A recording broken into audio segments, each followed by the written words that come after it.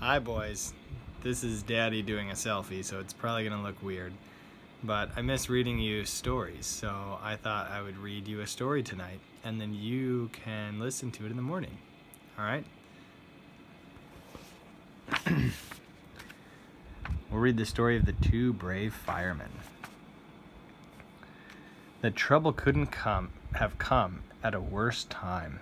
Father was away from home. Mother was still on crutches as a result of a bad accident she had been in some weeks before.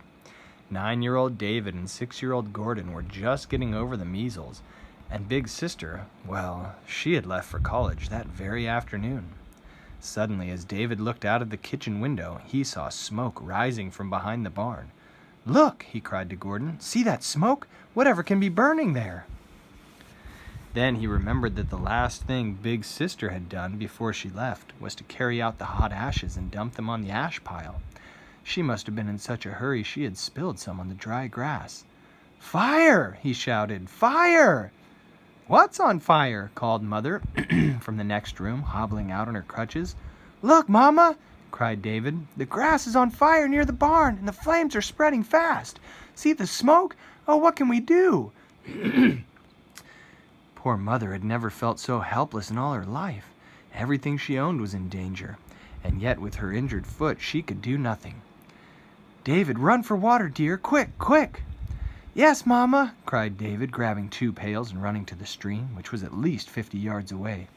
Gordon grabbed another pail and in a flash was following his brother.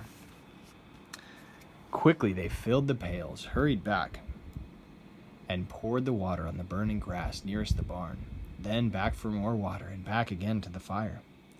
But it seemed a losing fight. After all, how could 2 little boys with 3 little pails put out a great big fire?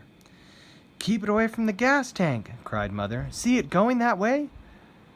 It was. Nearer and nearer it crept to the precious store of gasoline Father used for his tractor. If that should catch fire, then the house, barn, and everything might burn down. The boys were getting tired now. It was so far to the stream, and it seemed farther every time they went down to it. Still, they ran as hard as they could, and with every step they kept praying that Jesus would help them put the fire out. Back they came with water to save the gas tank, and they saved it just in time. Of course, they couldn't hope to stop the fire from going across the field, not with their 3 little pails, but they tried, oh so hard, to keep it from creeping over to the barn and the house, and they did. The farm was saved. Just as things were at their worst and the boys were getting so tired that they felt they couldn't carry another pailful, the wind changed. It blew the fire down toward the stream, where finally it burned itself out at the water's edge. Was Mother proud of her 2 boys? I should say she was, and so was Father when he got home and learned of all they had done. As for David and Gordon, they told me that they were sure they managed to beat the fire because of the little prayer they had prayed so often as they hurried to and from the stream with their pails. That's a really amazing story, isn't it? Jesus heard those boys' prayer and their desire to save their house. It was a good one, and God helped them. He sent the wind to blow the fire down to the water. You know, I know that Mommy is proud of you guys so often when you help out and when you're nice to each other, and when you came over on the airplane and she said you guys were so good. And God's proud of you too. He loves you and he's glad to see you being kind to each other and loving and helpful.